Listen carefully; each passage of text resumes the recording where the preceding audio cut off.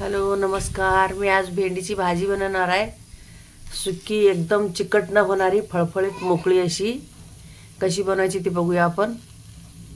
आता मी भेंडी टाकून घेतली आहे तव्यावरती. मग ती भेंडी भाजली आहे थोडीशी आणि त्याला साईडला काढून घेऊया. हे बघा असं मस्त जरा भाजली आहे.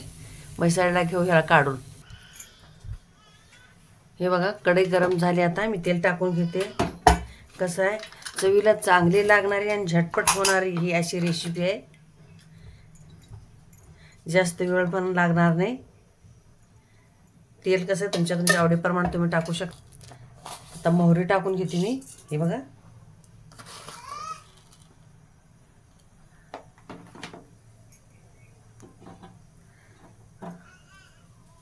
मोहरी चांगली तडतडली की जिरे टाकायचे. हे बघा मोहरी आपली चांगली तडतडते. आता जिरे टाकून घेऊया.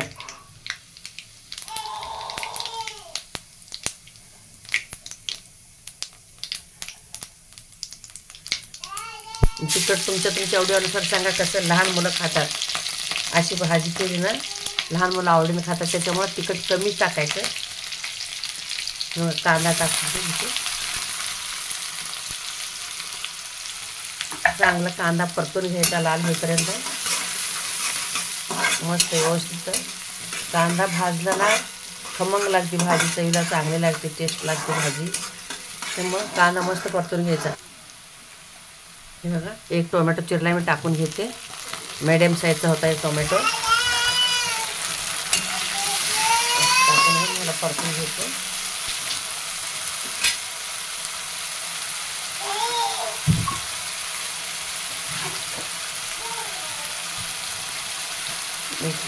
पाव चमचा हळद टाकून घेते.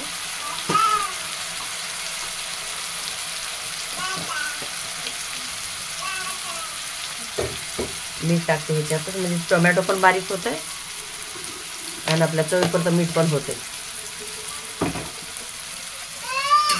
परतून घेऊया सगळं एकत्र. मग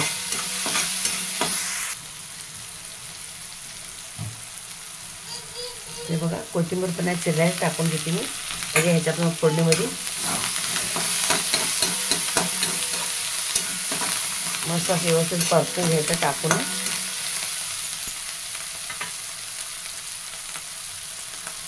मस्त अशी चांगली चवीला भारी लागणारी आणि गडबडीत असं होणारी पटकन अशी रेसिपी आहे. हे जास्त वेळ लागणार नाही तुम्हाला. जेवढं लवकर उरकायचा प्रयत्न करतात तेवढं लवकर होत नाही भाजी ही. हे बघा झाला. टमाटा पण परतून झाला. हे बघा मस्त स्वच्छ धुवून कॉटनच्या कपड्यानं पुसून घेऊन मी बारीक चिरून घेतलेली भेंडी आहे. आता हे टाकून घेते ह्याच्यामध्ये फोडणी सगळं एकत्र.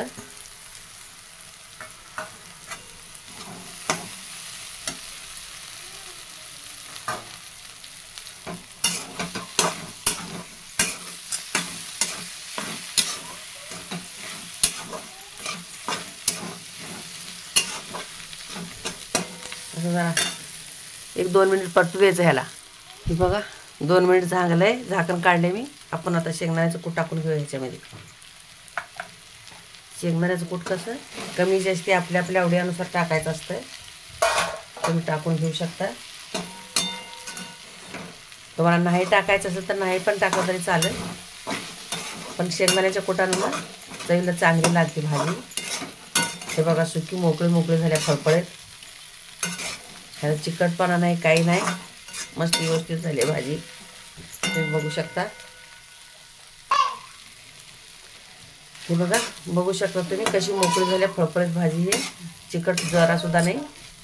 चला आपली भाजी शिजून तयार आहे. आता साईडला काढून घेऊ आपण. हे बघा तर जेवण बनवून तयार आहे. भेंडीची भाजी, भात, चपाती, डाळ सगळं व्यवस्थित जेवण बनवून तयार आहे. बघा हे कसं आहे खाण्यासाठी तयार आहे. ह्याची माझी रेसिपी कशी वाटली? आवडल्यास लाईक करा, शेअर करा, सबस्क्राईब करा.